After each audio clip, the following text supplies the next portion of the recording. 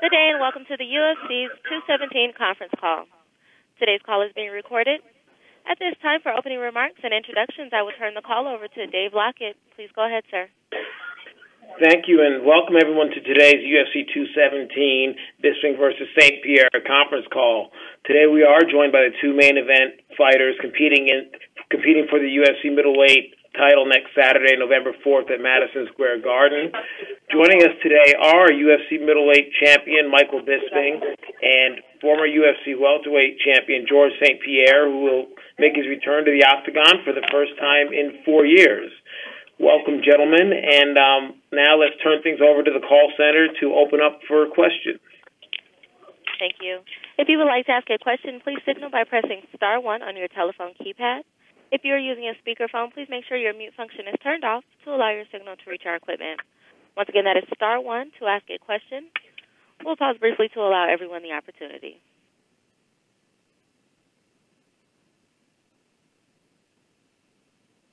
Our first question comes from Jeffrey Harris with 411 Mania MMA. Your line is open. Good afternoon, everyone. Thank you for joining us for this call. This is a historic fight card coming up, and I really appreciate your time. First question is for George. Does it bother you that throughout this media tour, Michael Bisping has made numerous accusations about PEDs and USADA, considering before you left the UFC, you were an outspoken proponent of bringing in a more enhanced drug testing program, and it was a source of conflict between you and the UFC at the time? No, it doesn't. I don't even think he believes it himself. So no problem. Is that true, Michael? Do you even truly believe these accusations you voiced recently during the media tour?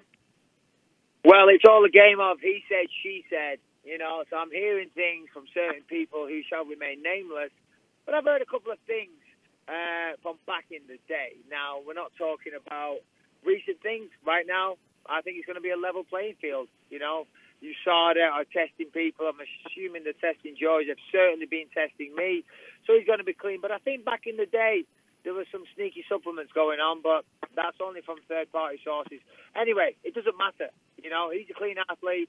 He's a former welterweight champion. I'm the middleweight champion. We're both clean. I'm going to whoop his ass.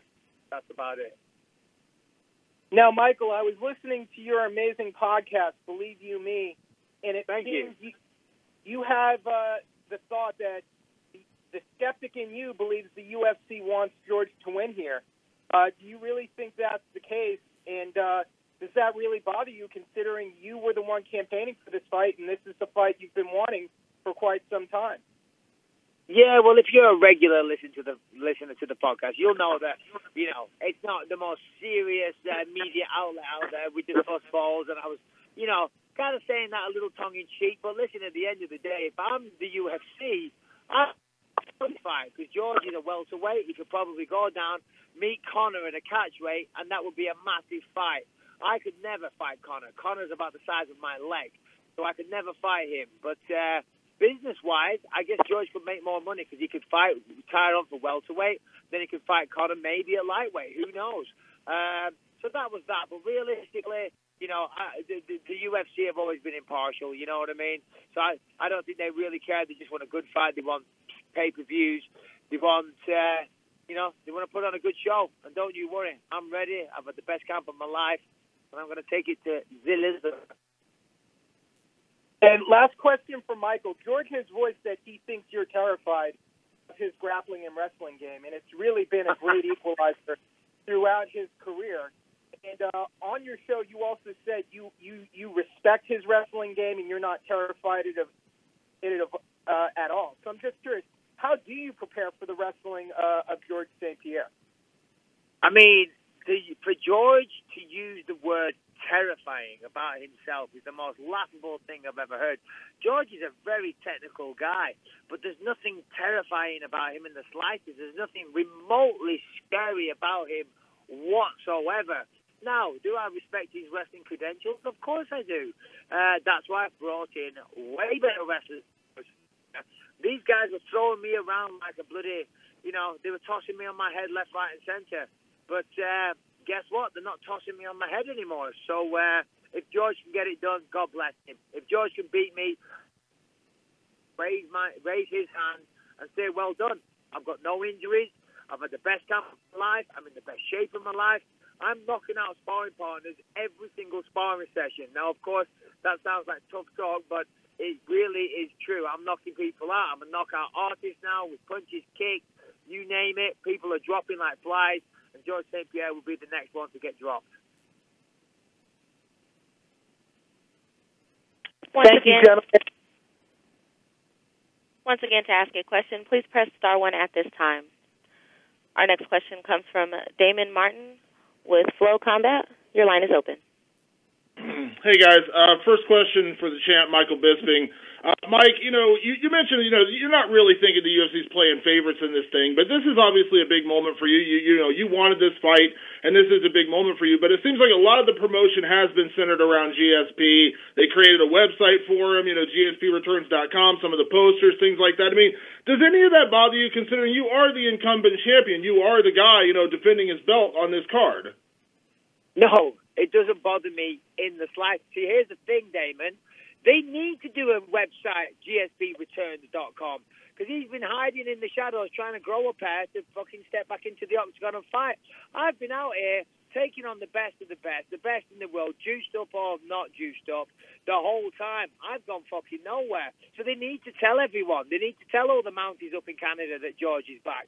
They've got to tell all the bloody poutine eaters in Montreal that George is back. They've got to let the world know. Me, same day, same place. Catch me in the octagon. For you, Mike, in the lead up to the fight, George has talked a lot about, being aggressive, going for the finish. And it seemed like a lot of that style that he had before, kind of changed after the loss to Matt Serra, where he did kind of go to more of a wrestling-heavy style in his attacks with his fights. Do you believe him when he says he's actually going to come out there and, gun for the finish in this fight? No, I'll guarantee you, I see more aggression out of my wife when it's Christmas shopping than what we'll see out of George in Madison Square Garden. He's going to fight the same way he always fights. Listen, he's saying he's reinvented the wheel and he's going to do something different. But here's the fact, and George knows this. When you're under pressure, you fight the way you fight. You go back to your comfort zone. You go back to the things you like to do. And he's going to look to take me down. And that's granted. That's within the skill set. That's within the rules. It is mixed martial arts. It's not a boxing contest. It's not kickboxing. So God bless him. Try it. Good luck. And I'll be ready, but he fights the way he fights. And most of the people that he's beaten are all lightweights or featherweights. All right, there's a couple of solid welterweights on there like Carlos Condit and people like that. But he hasn't fought anyone with my size, anyone with my well-roundedness. Like Jake Shields, straight-up grappler. Some people just, Carlos Condit, straight-up striker. Nick Diaz, he's got no wrestling whatsoever, so he couldn't stop the takedowns. I can stop the takedowns. To say I'm terrified is laughable. It's hilarious. I didn't know George was such a comedian. So, yeah, we're going to see George wrestle. We all know it. And in the lead up to the fight, Mike, I mean, you're no stranger to a little bit of trash talk. You like to get in under your opponent's skin, so to speak. You've had those moments with George. We saw that after the press conference. You kind of had a little bit of a backstage altercation. But you're good at reading people. Do you truly believe that you've just gotten under his skin? That may play a factor in this fight? I've definitely got under his skin. Listen, here's the fact of the matter, right? I like George. George is a great guy. George is a fantastic ambassador for mixed martial arts. I've got nothing negative to say about him other than the fact we're going to fight, right? So he's going to try and knock me out or choke me out or whatever it may be in front of the world. So right now, he's my enemy, all right? Once this is done, I like George. I respect him, but all's fair in love and war. So, he's going to try and beat me up. So fuck it. I'm starting on him now. I'm starting the verbal onslaught. I'm starting the attack. As I said, when it's all done, it's over. But, I'm definitely getting at him 100%. I can tell. See, when George gets pissed off, he sticks his tongue into his lips, into his cheek, and you can see it. And that's what I said. I didn't touch him. I pointed. I said, there's the tongue. And when I did that, he flicked me in the face. So that's why afterwards I was like, keep your fucking hands to yourself, pal. But it's all good. The fight's almost upon us. Awesome. And a question for George. You know, so few fighters in this sport actually walk away on top and actually leave off a win or off a, with the championship and things like that. And you did that. You left as the, 9-time defending welterweight champion. Do you feel like you have something to prove, coming back? Was that any part of it, after 4 years away, that you had something to prove with a fight like this? I don't really have something to prove. I do it because I want to live my life to the fullest. Why would I would not want to come back? Fighting Michael Bisping for the title in the Madison Square Garden, this mythical place, I would be fooled to not take this opportunity. A lot of people will want to be in my shoes and they are not, and have an opportunity. Something I'm gonna do that I'm gonna have a memory and that I'm gonna cherish for the rest of my life. So, just think about it. I think I'm very privileged to be in this position, and I do it to live my life. That's why I do it, and I'm gonna make it history. And George, when you were in the UFC before, when everyone always used to ask you about the Anderson Silva fight, you always made it a point to say if you ever went up to middleweight, it was going to have to be a real dramatic change for you because adding on that extra muscle and extra weight would, probably prevent you from fighting at welterweight for quite some time. How has the weight gain been for you, and did it kind of go the way you expected? Like, do you believe now you are a true middleweight, and going back to welterweight would probably be a tough thing for you? I could go back to welterweight, but the thing is, it took me a long time to prepare myself to get this fight at 185. It took me a few months to add muscle mass on me because even for welterweight, I was a small welterweight. I'm not as the new guys now. They're very big, so I did it. It took me a few months. Took a lot of discipline, and I made it, and I'm very happy. So. The weight difference will be there, but it won't be that much that is going to make an issue. Awesome. Thanks, George. Thank you. We will take our next question from Harry Kettle with Click On MMA. Your line is open. Hi, guys. My first question is for George. George, when you dreamt about your actual return to the Octagon, did you have a specific location and time in mind? And does the fact that it's in New York City, Madison Square Garden, add an extra sense of pressure? Well, it's always the same. It's always the same rules, the same cage wherever you are in the world. But for sure, New York, it's like a mythical place. The sport has been legalized in New York not a long time ago. So for me, I always want to fight in New York. And for me, it's like my house because I go there every month for training. So I feel like I'm home a little bit. And so fighting at home, it's always special, and it's a great moment for me. So in the build-up to fight week, as we get closer and closer, have you noticed anything different about your preparations compared to your first run with the UFC? Oh, yeah. I did a lot of different things.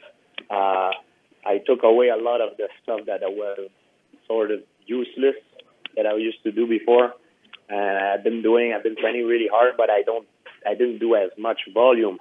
I stay fresh, injury-free, and I'm very happy, which is going to make me a lot more dangerous, and I'm not burned out in my head. I'm very happy. I live the present moment, and I'm happy to live that moment. Yeah. I don't do it because I don't do it because I have to. I do it because I want to. Yeah. And my next question is for Michael Bisping. Michael, do you believe that a win over GSP will get you in the conversation for being one of the greatest of all time, or do you think people will continue to not give you the respect you deserve? Yeah, I mean, it should. It definitely should because, for all my talk, George is an incredible opponent. We'll see. That's not what I'm concerned about for this fight. Obviously, I want to defend the belt. I want to remain the champion. I want to represent my country, and I want to perform for everyone that tunes in and watches. If I get more respect afterwards, that's all well and good. That's fine.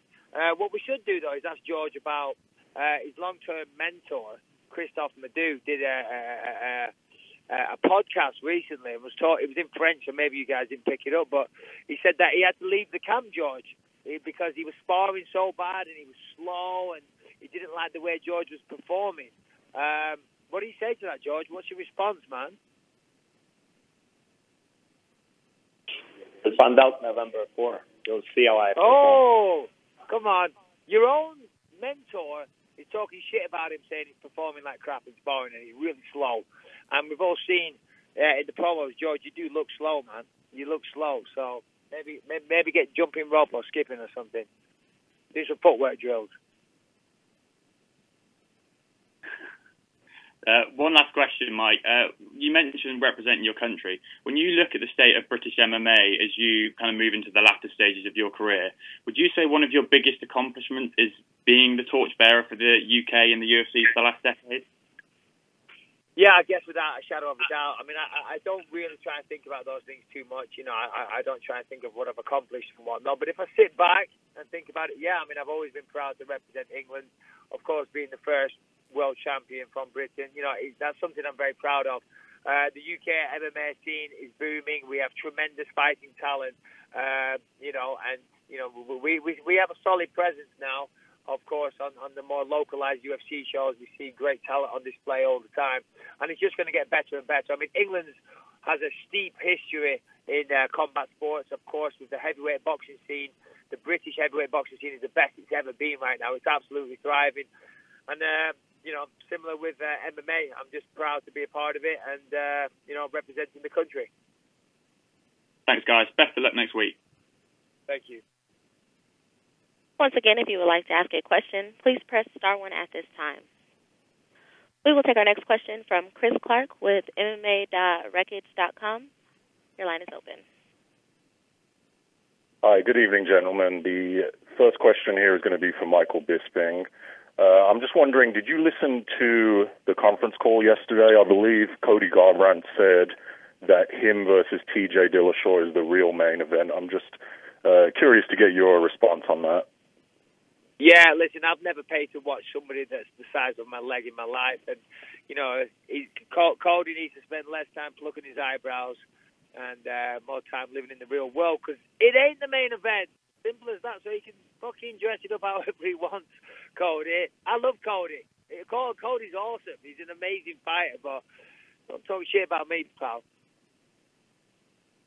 And also, in regards to this being such a big event, I mean, obviously, last year with Conor McGregor and the 2 belts and things of that nature, are you feeling any additional pressure to sell this event? Well, I mean, I always feel that pressure. Anytime my name is attached to an event such as a fight, you want it to be successful. You know, you want the arenas, the pay-per-view sales, the TV views, everything to be successful. Otherwise, you know, I guess you're failing in your career. So, yeah, I mean, ultimately, I mean, the UFC are the promoters. They've done a great job in promoting this fight. I've been really busy. I've done a ton of press. But I've done a good job of managing everything. I mean, even now, I'm on a press tour in LA. Last night, I was at a Dodgers game. Last week, I was in Toronto, in Montreal. Week before Vegas. Prior to that, we were in New York. Obviously, next week is fight week. So there's been a lot of promotion, and we're doing everything we can. You know, I mean, if we'll see what happens. You know, it's New York City. I'm sure it's going to be a sellout come fight night. I'm sure pay-per-views are going to be good. My main job, though, is to win this fight. That's what matters. You know, when it's all said and done, winning the fight, going down in the history books as the winner is all I care about. You know, I say a lot of things. I goof around. I talk a lot of shit. I be a bit silly here and there. But one thing I'm very, very deadly serious about when it comes to is my fighting. I am serious about this. I'm not fucking around there. I don't fuck around in the gym. When I'm in the gym, I'm all business. You know, so, yeah, you know, hopefully it does well. Hopefully we set records. As long as I win, nothing else matters. And then last question for you, Michael. So is the plan still to fight one more time in England before you retire? I believe you stated that a few months ago. Is that still the plan? Yeah, I mean, I said a comment once, and it's kind of taken on a life of its own. I mean, you can't do this forever, and as George knows, you know, I mean, George should have stayed retired. He would have been forever being a legend, but he didn't. He fucked it up. He's come out of retirement, and he's fallen into the trap that everyone falls into. He thinks he can beat me. He looks at me on TV and goes, oh, yeah, he's an easy fight. I'll come out of retirement. I'll beat Bisping. I'll be the middleweight champion and be a legend. and he's fallen into that trap that people fall for. But I did say in the build-up that this could be my last fight. Now, my wife and some people close to me, I've done this forever. I've been a fighter ever since I was a kid. I've been involved with martial arts and professional combat sports my entire life, and I'm almost 40 now. So you can't do it forever, and I am the champ, so I've accomplished what I want to accomplish. That said, though, I've enjoyed this training camp. I've enjoyed the process. I've enjoyed being a little bit out of shape, but now going to the peak of physical fitness. It's a great process. It feels good, knocking people out in sparring. I live for this shit. So, yeah, there'll definitely be at least one more fight. And who knows, maybe more after that. I don't know, though. I don't know. You got to know when to walk away. Right, George? You got to know when to walk away. And you should have stayed away. You should have stayed away. All right, great. Thanks, Michael. The next question is going to be for George. George, I'm just wondering, how is this going to rate in your list of accomplishments if you're able to win this fight and win the middleweight title? Obviously, you've been gone for 4 years, kind of similar to Dominic Cruz when he came back and won the title after all those years. How is this going to rate in your list of accomplishments since you've been in the UFC? It will be the best accomplishment of my life for sure. Nothing will come first over this. That's the best ever. After 4 years coming back like this, and I think will be the number one on my list, 100% without a doubt. Cool. And then last question. Obviously, George, you've moved up here to 185. You're getting bigger. Is it still a plan to move down to 155? I mean, your coach suggested that you could move to 155 and you could definitely make that weight. Could you still make that weight and possibly fight Conor McGregor, for example? Look, it took me a few months to go up. I think I'm going to stay a little bit at this weight for a little bit. I don't like it. I prioritize my health over the performance, and for me it's important. I stay healthy. I have also after my career. It's not good to lose weight and put weight. It's very bad. A lot of fighters do it, but I never been a fan of it. And I don't know. I take one fight at a time. This Michael Bisping is a problem now, and I'm gonna solve it. All right, cool. Thank you, guys. We will take our next question from Spencer Kite with UFC.com. Your line is open. George, before your last few fights and during your time away, you talked a lot about your thoughts racing and your obsession with the sport and not necessarily enjoying the process. I'm wondering if that has changed heading into this fight. Are you back enjoying the training and back enjoying preparing for a fight like this? Yeah, it's a lot more fun. The difference is, of course, it's stressful. It's hard on the nerve. But when I close my eyes and I give myself the choice, would I want to be there or not? Yes, I want to. So I don't do it because I have to. I do it because I really want to. I never been forced to do anything I don't want to in life. But I felt like I had like pressure from outside, and I was stuck into a pattern. Now I'm doing it, and I'm happier than ever. And I know one of the other things you've talked about in coming back is that you weren't happy with how things ended. You weren't happy with how you walked away, and you wanted a different ending. You've also talked about retiring again if this fight doesn't go your way. If that's how this plays out, will you be okay with that? Will this be an acceptable ending because you've come back on your terms regardless of the outcome? Well, it always depends how. It always depends how. I can't say right now for nothing for sure. It depends how. How it happens. Sometimes you win a fight and you could lose. Sometimes you lose, but you should have won.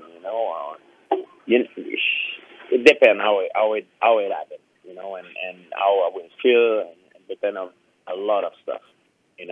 But I don't see myself going away until for a long time. So it's gonna be a good night. Okay, thank you both. Once again, if you would like to ask a question, please press star 1 at this time.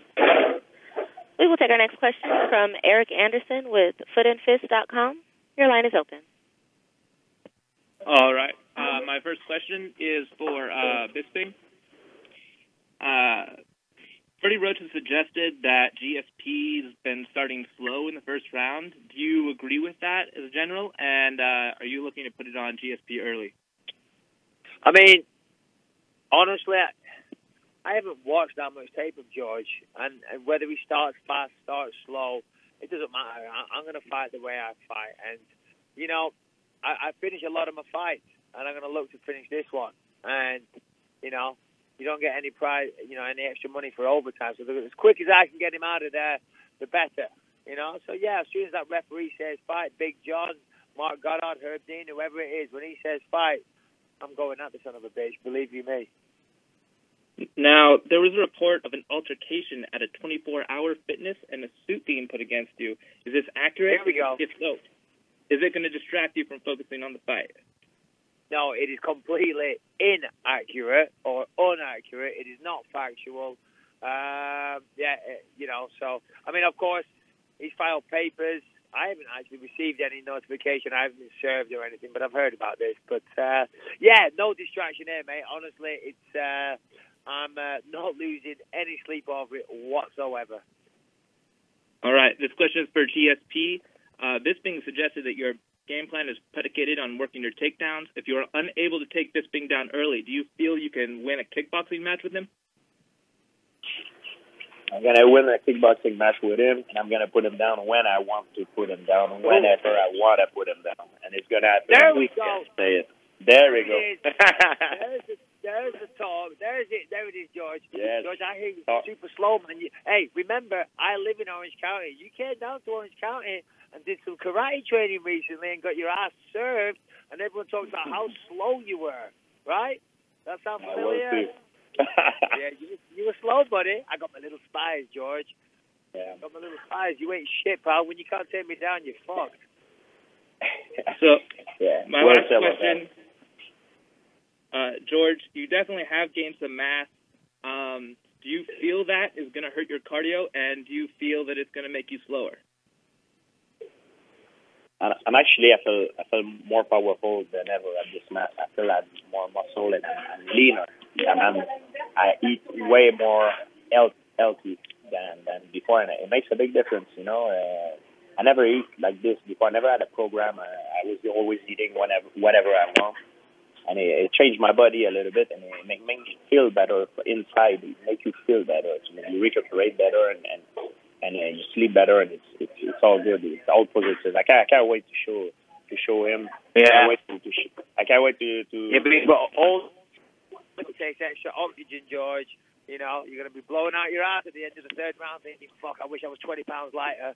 All those extra calories you took off that fat little head you got, that little roll fat. You see the problem with Michael Bisping? Get there. You know, the problem with Michael Bisping is, in every interview he does, he's begging me to stand and bang with him. But because that's the only way he can win. And even there, it's not guaranteed that it's not guaranteed he's not gonna win. So he's begging me because he's terrified that I put him down and I punch him in the face. What I want to do, I break him down. Oh wow.